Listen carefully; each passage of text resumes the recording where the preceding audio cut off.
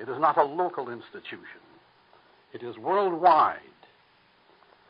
After all, the Catholic Church has experienced similar periods of decadence, similar to the one, I say, which we have, but not identical. Back in the days of 1453, at the downfall of Constantinople, there was a serious decadence in Catholicism throughout Europe. It was the end of the Crusades. The Crusades were erroneous wars blessed by the popes, blessed by the church, for all Christianity in Europe was united against Islamism and the Arabians, the Mohammedans. And despite all that St. Paul said about the armory of a Christian, the sword of faith, the shield and buckler of truth, and all such things, they chose to put aside St. Paul's warning and use the steel sword of revenge and the conquest of paganism with force, brutality, and savagery. Well, you know, for a period of over 600 years, these crusade wars lasted. It drained Europe of its best youth. Not only that, it drained Europe of its morality. It drained Europe of its faith. And it drained Europe of its love for the papacy and all that the papacy represented. It was a warmongering ideal amongst many people, and it was only there to support the unification of princes and kings and emperors who were bound under the Deus Vult, God wills it, to conquer the Mohammedans and the Arabian people and the Arabian oil and the Mohammedans. You can't make converts with a sword of steel. 1453 marked that and certified that, because then came the Renaissance, as they called it euphemistically. The Renaissance means the Greek pagan culture, the Islamitic culture, the culture of Alexandria and Cairo, the culture of a material concept of life, for that's all in its final effect that Mohammedanism was. And so from 1453 on, for over 100 years or so, the papacy and Europe and Christendom in Europe glorified in its materialities. And finally came the Reformation, long, long needed, a real Reformation, because there had been the sale of indulgences, if you like, but far worse than the sale of indulgences, there had been the sale of corporeality, the sale of bodies, the sale of human beings in the slavery of feudalism, the slavery of classism. And those were some of the salient things that were not mentioned too frequently when argumentation was held about the Eucharist and penance and the sacraments and the supremacy of the Pope. At last, then, Europe went on its way.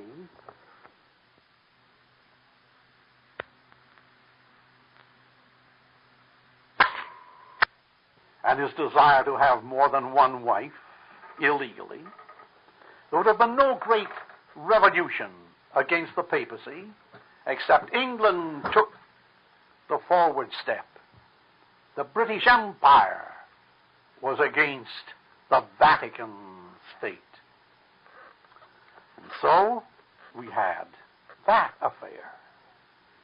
Then came another date of importance. If we wish to gauge even the local affairs of Detroit or Cleveland or New York or any other place around here, you have the other affair that was cyclic in this world, the Industrial Revolution.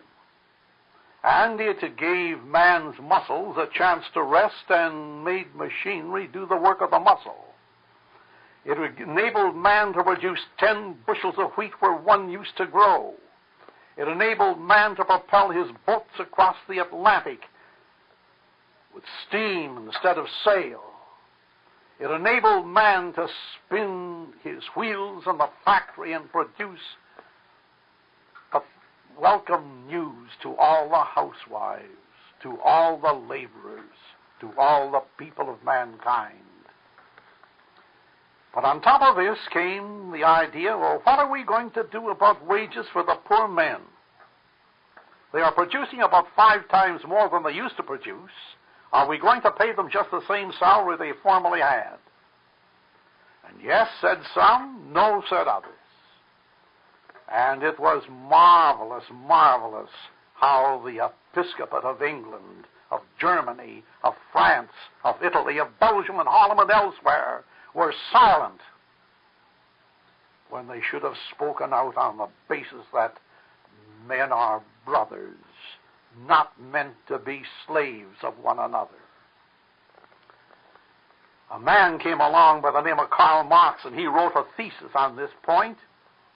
He went so far as to say that we've had enough of Christianity, we've had enough of religion, but it came time for Christianity to make a decision in favor of the poor. Christianity was silent, and Das Kapital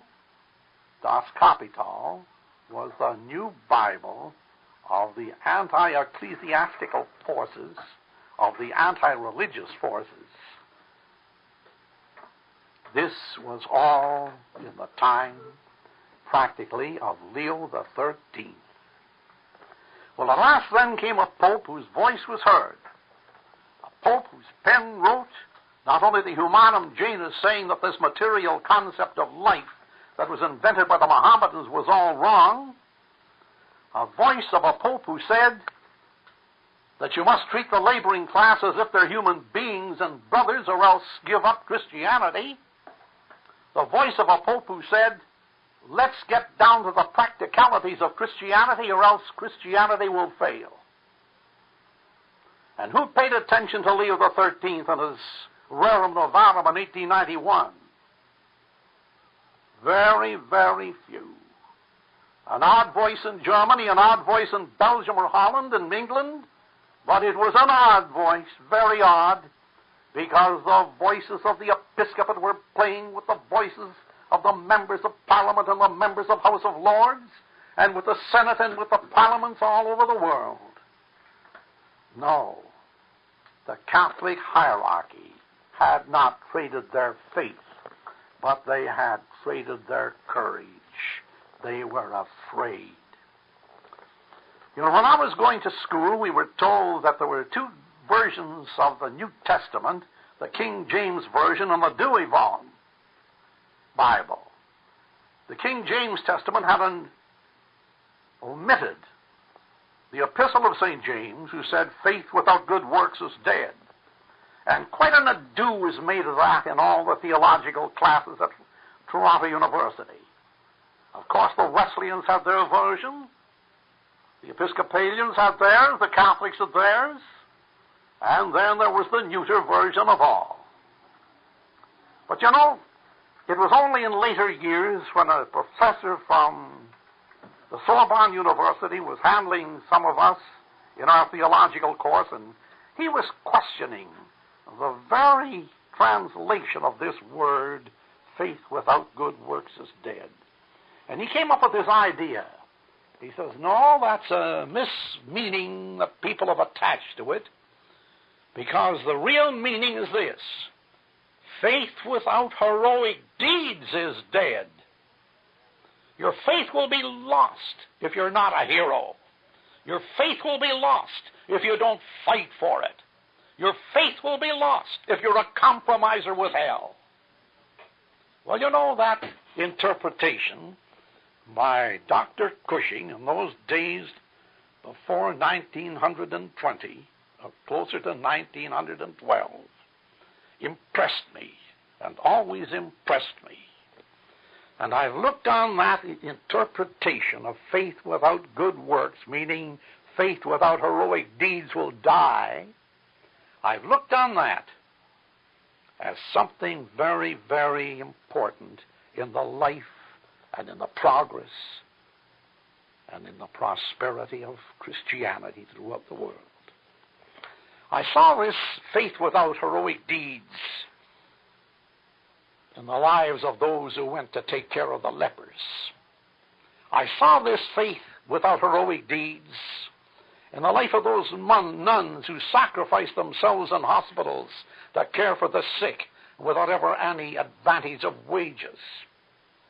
Without heroic deeds, oftentimes in the lives of parish priests in the country, in the life of my own bishop, in the life of Bishop Gallagher, who was an olding man, not quite too old, drove about this large archdiocese, 3 dioceses in one at that time, confirming day in and day out, snow, cold, nothing bothered that old man, that heroic man who put the ideals of the Holy Spirit and the ideals of the sowing of faith first in all his activities as a bishop. Well, that's beside the point. Leo XIII wrote his Rerum Novarum in vain. 40 years later, Pius XI came along, and he wrote another book called Quadragesimo Anno, which means 40 years after. 40 years after Leo's book. And he practically reiterated everything that Leo said. He did take some things that were meant to be socialistic by some who cared to make it so. For instance, he had a phrase in this book, there's some things so important that they should be owned publicly. Oh yes, that might mean energy. It might mean postal service. It might mean water. It might mean garbage collection. But nevertheless, what he said was likewise set aside, and on its merry way went Marxism. Marxism in 1914 took its first step forward, and what a failing step it was.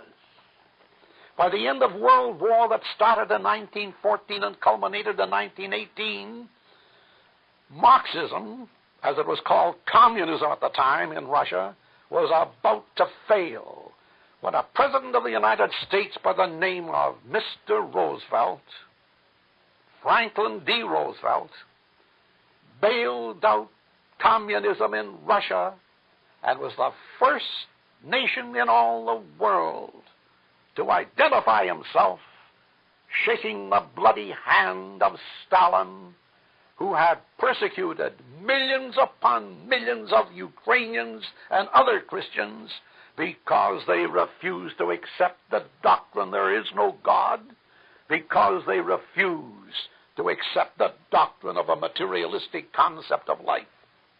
Mr. Roosevelt, don't you forget, the United States, don't you forget, was the first nation in the world to support failing Marxism. Well, World War I set communism up. World War I saw the departure of one of the empires because it was a war to see which empire, the German Empire or the British Empire, would survive. Then came that period between 1918 and the 1940s, a period of distress, a period of the remaking of Europe, a period of refashioning the thinking of Europe, a period when Immanuel Kant was dragged from his tomb together with Fichte, Schelling, Hegel, and Schopenhauer, a period when all the ironies and all the hatreds and all the ambiguities of the French Revolution of 1789 were taken from their graveyards and were practiced with their liberty, their equality, and their fraternity, as if liberty was the thing of the hour. And so the Depression came then, all through 29, all through Roosevelt's era. The Depression came after we had built the factories in Europe, after we had fed the peoples in Europe, the Depression came.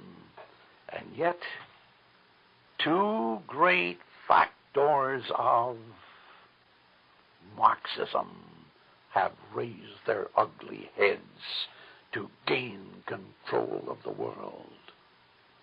They didn't know enough to harmonize. They didn't know enough to unite.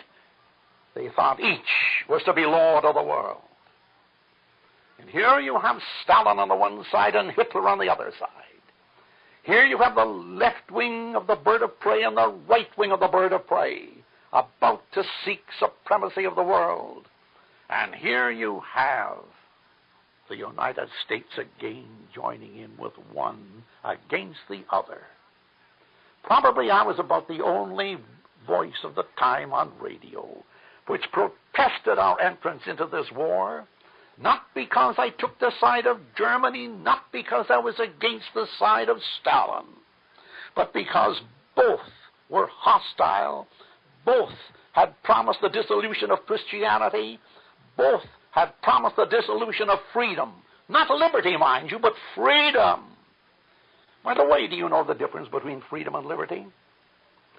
Did you ever hear of the word libertine? Libertine has something nauseous about it.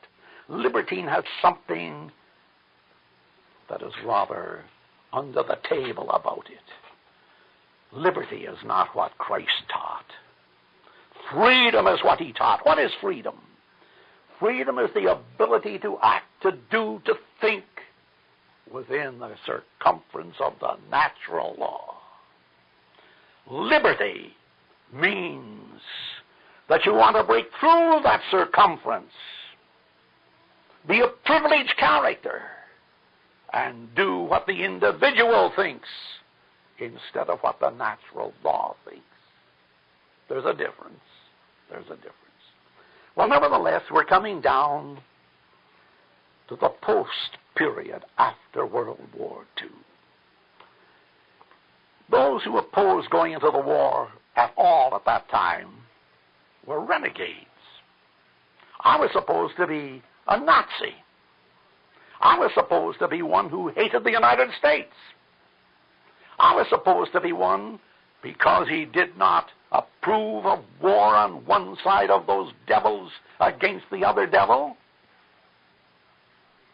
who was hostile to his country. Well, the war is over. Who won the war? Russia won the war. Hitlerism is gone. But the whole world has become more or less Marxianized, not communized. Ladies and gentlemen, communism has been dead for 10 or 15 years. People don't go around anymore carrying communist cards in their pockets as they do cards to purchase gas, to purchase food. There are no card-carrying communists. There are Marxists. Marxism is the materialistic concept of life. Marxism means getting God out of the schools. Marxism means making murder traps out of hospitals. Marxism means putting libertines at the top of nature's paragons of excellence. Marxism means living for the almighty dollar, as if the dollar can sustain itself for more than a year, or 10 years, or a century, but it can't sustain itself forever, nor can it reach down into a grave and bring your corpse forth for life everlasting. That's what's wrong today. Well, what's all this about with Catholicism in Detroit? Catholicism in Detroit. I remember I was the only voice at the time preaching against war. There's never been a good war except a war in self-defense, a war to sustain our freedom in the United States when England was trying to tax us out of existence. There never was such a thing as a good war except a war where you're fighting to protect the life of your wife and your children and your religion and your God and your hereafter, as well as your properties here. Very few of those wars have ever been fought in the history of the world. Most wars have been fought by marauders like at Alexander the Great.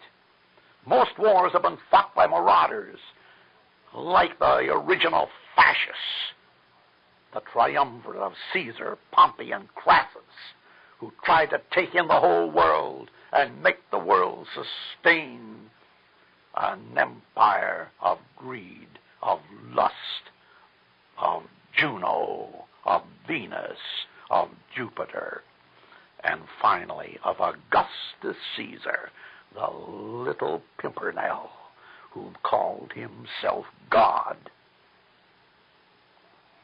Well, that's the war.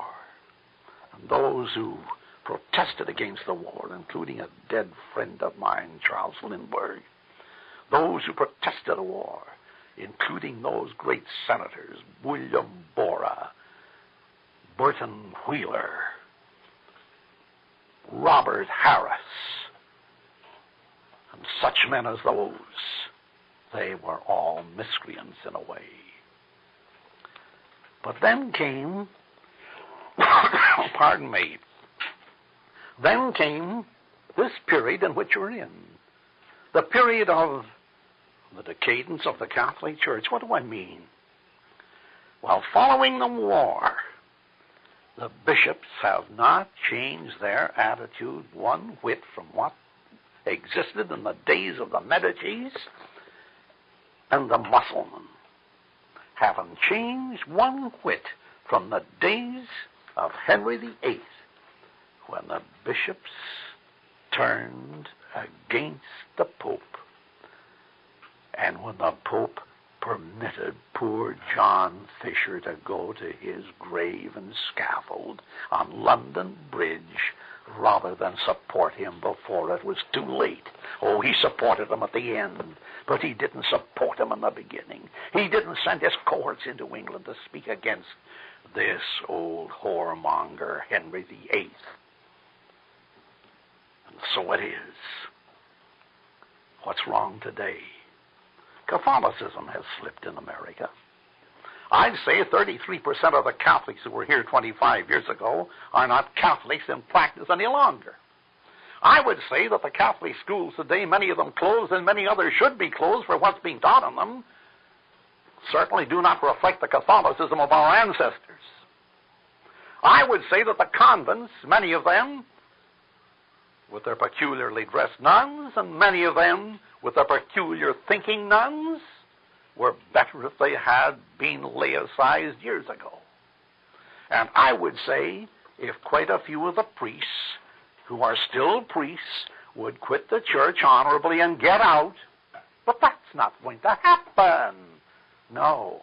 What should happen? Now, here's the story. Don't blame Archbishop Dearden too much for what's going on here in Detroit. Don't blame any other bishop in any other diocese of the United States for what's going on there.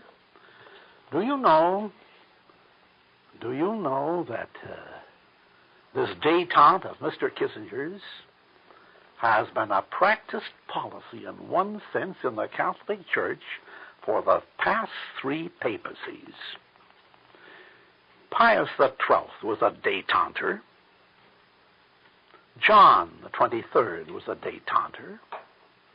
And our present Pope, Paul VI, is a détenter. They all should join in with Henry Kissinger. They all belong to his club. They all give more than they get. They all surrender more than they achieve. And it's been that way now for some years. And when Vatican II was called, the bishops of the world assembled. I don't know what they did about Marxism that was of any value. I don't know that they reassembled the young men of Italy or of Belgium or Holland or America or England or elsewhere and said, go forth and preach the gospel to every creature, even at the cost of death. I don't know that. But I do know that nothing has been accomplished in all their détentism. Let's get the right name. All their ecumenism. Have I hit the word? That's the word that I wanted. That's the ecclesiastical word for Henry Kissinger's détente word. I remember when Archbishop Dearden came back from Vatican II, one of his first sermons was down on the east end of Detroit. I think it was in Grosse Pointe, where he preached a beautiful sermon in a church whose members did not believe definitely in the sacrifice of the Mass or in the sacraments, in a church that did not believe in the supremacy of the Pope. My God, at the same time, Catholics were wondering, and hungry for the truth that had happened at Vatican II. That was his first great mistake. That turned away quite a number of older priests. I know it. I'm one of them, and I felt like turning away, and I kept my mouth shut all these years. And so did my compeers. That was a horrible mistake. For you can't have détente with Satan, and you can't have ecumenism with error. Now, either the Catholic Church is right in the supremacy of the Pope, or it's terribly wrong. If it's right, why shake hands with somebody who says it's wrong and say, let's the two of us get together? The two of us will hitch up and we'll go down the road, and we come to a crossroad, you go to the left and I'll go to the right, and goodbye to the tally-ho that's being dragged behind them and all its passengers. That's about the size of it. Well, so don't blame Archbishop Dearden now for this thing that's going on. I'm becoming to be a very old man, but I don't care about that. I'm still young and able to think a little bit. And I do know this, that we've had too much détentism and too much ecumenism and too much, softiness in the papacy for many years. Leo XIII couldn't put his cross across the words of his gospel in 1891, and it has been so since. Not one pope has been able to do it, including Pius XI, the fighting pope who would have done it. But his Secretary of State, Cardinal Pacelli, who became Pius XII, came to America, and under blackmail from President Roosevelt, sacrificed me from preaching against America's entrance into war. That's the truth of it. I kept my mouth shut, and I still keep it shut. But it's public now, because Mr. Roosevelt certainly made a mistake, became the warmonger of all times, became the aid and abettor of communism for all times, and communism that's now dead has degenerated back into its bed of Marxism together with Nazism and fascism and modern American democracy, which is not much better and which is following the footsteps of Khrushchev and the rest of them. It won't be long. Now, don't blame Archbishop Dearden. There's a weakness in Rome. And you know that since the beginning, from the first Pope Peter down to the last Pope Paul VI, we've had nearly all Italians or Jews. The first few popes were all Jews. Why not? The Catholic Church was born in the womb of Jewry. Christ was a Jew. His mother was a Jew. The 12 apostles were Jews. All the early saints were great Jews, until Peter came over to Rome, and then you get a few like Sebastian, and Agnes, the Roman patricians, and the Roman soldiers. And you go over to Asia, to Arabian Asia, and there were people over there who were wonderful.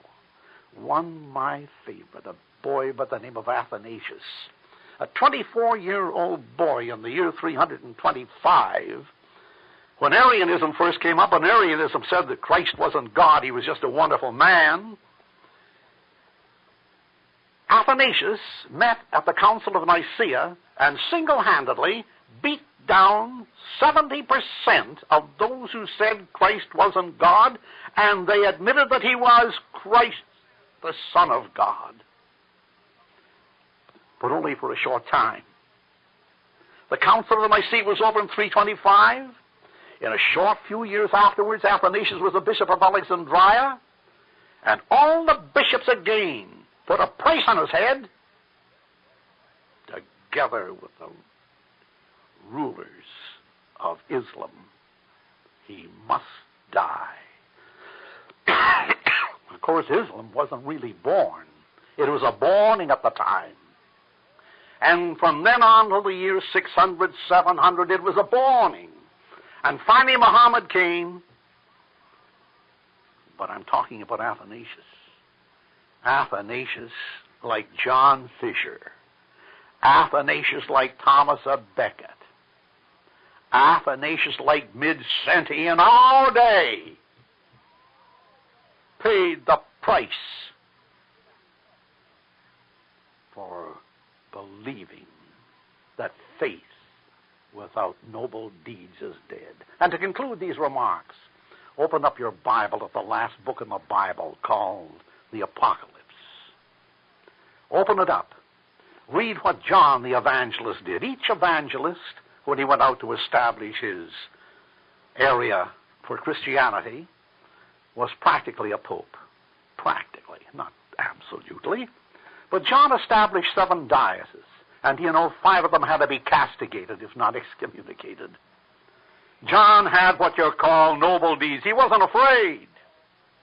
He was not afraid. Nor was John Fisher afraid at a later date. But against all the bishops of England, he says, no, if the Pope isn't right, all Christianity is just a folly. You need a few bishops today. You need a Pope today who's not afraid, as Christ says, if your eye scandalizes you, pluck it out. Christ believed in surgery. Christ believed in excommunication. Christ believed, if you don't come along with me, get off my boat. You're either with me or against me. But I'm not going to shake hands with you. I'm not going to play détente with you. I'm not going to play ecumenism with you if it means that I have to sacrifice a principle. And that's the message I have today on this whole thing. Don't blame Archbishop Dearden. It's about time we have a good fighting football coach made bishop after his long theological experience, a boy who knows what contact is, a boy who knows what fighting is, a boy who knows what a broken leg is and won't give in. We've had probably too many European popes and détenters and excommunicants. God bless Archbishop Dearden. God bless the youth of America. Maybe one of you boys will rise up yet to wear the crown of Peter and draw Christianity together. Meanwhile, let us stand back of the Pope. We must follow him in matters of faith and morals, but no one has ever said that we must follow him when he tries to assemble all the troops of Europe to fight the Muslims in the Crusades. No one says we must follow him when he remains silent as Spain fights for her liberties. No one says we must follow him in matters of politics, as Archbishop Cardinal Pacelli followed